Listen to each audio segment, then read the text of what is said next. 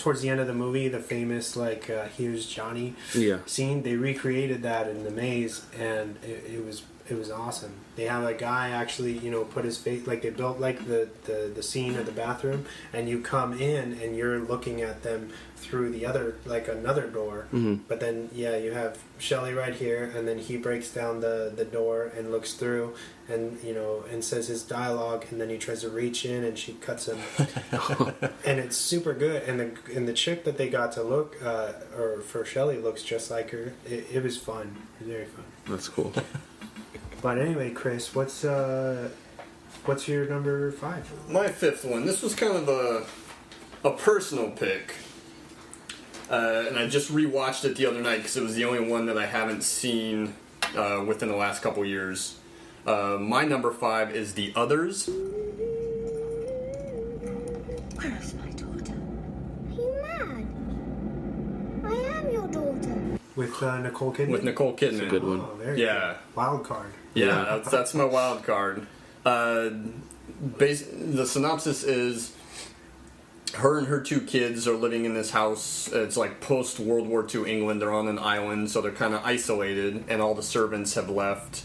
All the housekeeping staff has left, and they're all alone. Her husband went off to fight in the war. And then she puts out an ad for housekeepers, and 3 mysterious housekeepers come. And as soon as they show up, there's like some weirdness happening in the house, and you don't know really if it's like what the deal with the housekeepers are, or is the house really haunted. And then you find out. I don't know if you want me to say. I mean, you guys have seen it. Well, I mean, spoiler alert. I think most of the show is going to be a spoiler. alert. Yeah, let's go for it. Okay. And I've seen this. Yeah, I know you guys have seen it. At the end, you find out that the house isn't haunted by what they think, because they're the ghosts. The housekeeping staff and Nicole Kidman and 2 kids were actually the ghosts, because she was just all alone and isolated and really stressed out, and she went crazy and ended up killing the kids and then killing herself. And the housekeeping staff were former house staff that had died in a tuberculosis plague that I think was about 50 years or so before. It was at the turn of the century, so about 50 years before the war is when they died. And it was like the housekeepers came to kind of help them adjust to the fact that they were dead. Yeah. And, you will have to get along with the people that inhabit this house later. But it's from 2001. It was directed by a Spanish director by the name of Alejandro Amenabar. It's, I think until just last year, I think it was his only English language film that he made.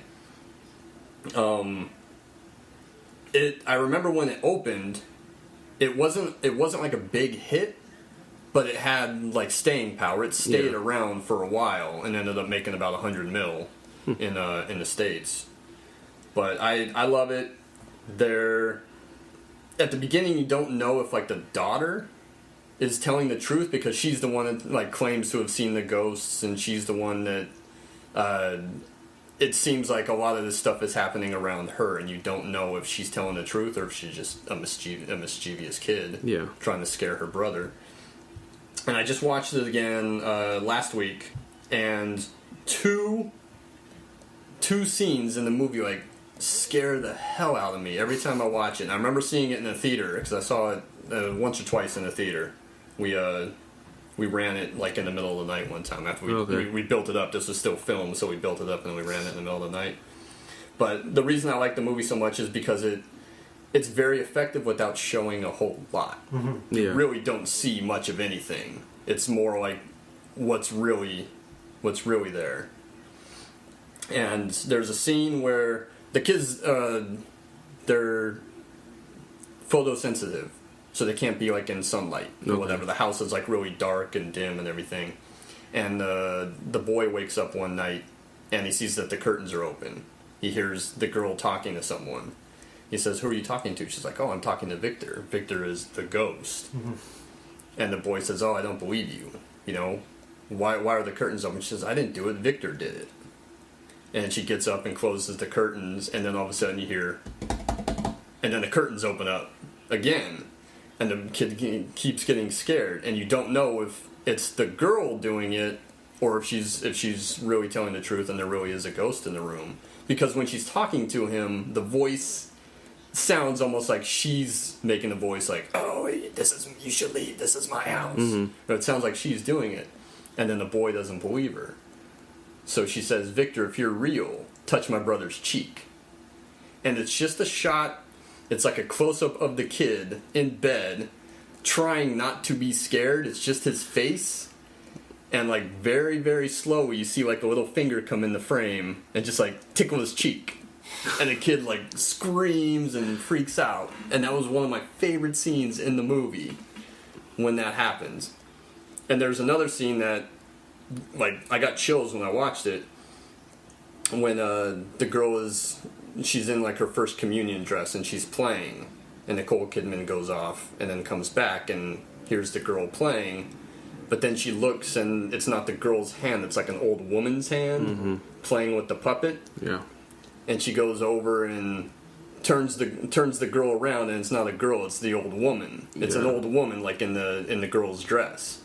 And she says, you know, who are you? Like, who have you done with my daughter? And she says, I am your daughter. She has like the daughter's voice and everything. And I don't know, I'm just getting like goosebumps just thinking about it, like right now.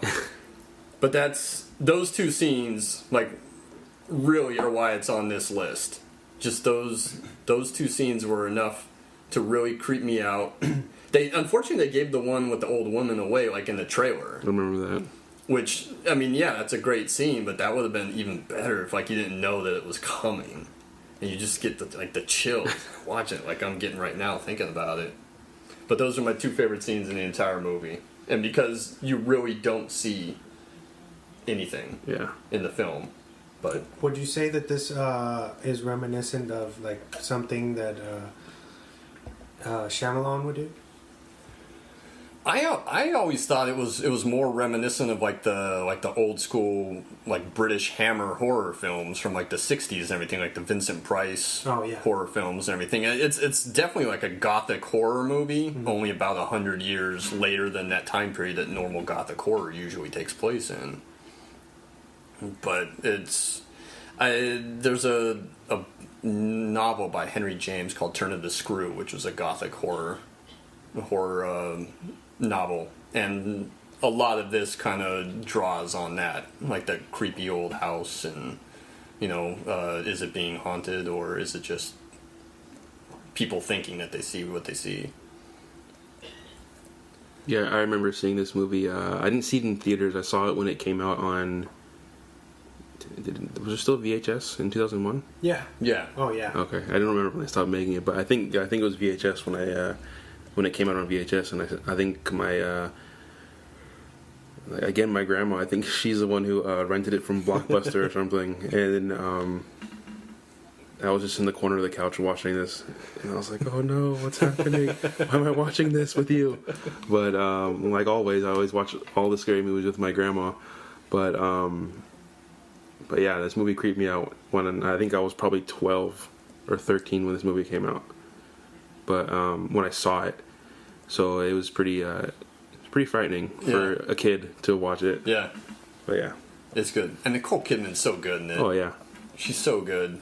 I think it was out. It was out like just a few months after I think Moulin Rouge was out. And everyone was making a big shit deal about Moulin Rouge, but like this was a much better movie and a much better performance out of her. Yeah, I don't give a shit about Moulin Rouge. That's theater kids. Whose turn is it? It's yours, dude. Oh, back to the beginning. All right, my wild card. I don't think you guys are gonna be. Well, anybody will be expecting this, but my fourth is The Hitcher. Why are you doing this to me? You're a smart kid. You'll figure it out. With Rutger Hauer? Yes. Yo, great pick, dude. Great pick. So the synopsis for this one is: a young man en route to deliver a vehicle is violently attacked by a hitchhiker. After making a narrow escape, the hitchhiker soon catches up to him, wreaking havoc on everything around him. It's rated R, starring Rutger Hauer and C. Thomas Howell. It runs 97 minutes long. It was released in 1986, directed by Robert Harmon and written by Eric Red. It has a 61 on Rotten, and it's considered a survival slasher. So my swan facts for this is Rutger Hauer did a lot of the stunt driving himself throughout the film.